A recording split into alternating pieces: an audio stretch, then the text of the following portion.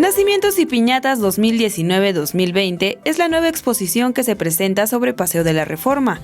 Se trata de 48 piñatas monumentales elaboradas por cartoneros de la Ciudad de México y 20 nacimientos de diferentes tamaños realizados por artesanos. Algunos de los participantes son la Alcaldía Venustiano Carranza, Milpa Alta, Azcapotzalco, Cuauhtémoc, el Instituto Mexicano del Seguro Social y la Bolsa Mexicana de Valores.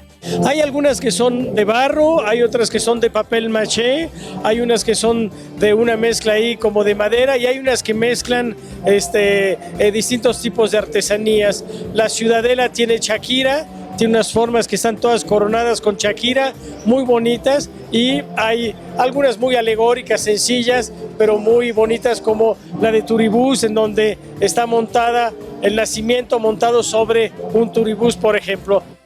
Una de las más vistas es la que realizó el mercado de artesanías La Ciudadela. A base de Shakira, Juan y sus primos dan a conocer al mundo el arte huichol. Todos que están aquí tardamos 1 año y medio, con 3 personas. Y luego, pues, cada figura, pues, en cada pieza que tienen las figuras representan nuestra cultura wixárika. Usted podrá disfrutar de esta exposición instalada desde el Ángel de la Independencia hasta la Diana Cazadora.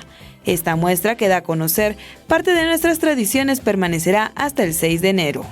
Con imágenes de Jesús Arias, Iraís Morquecho, 21 Noticias.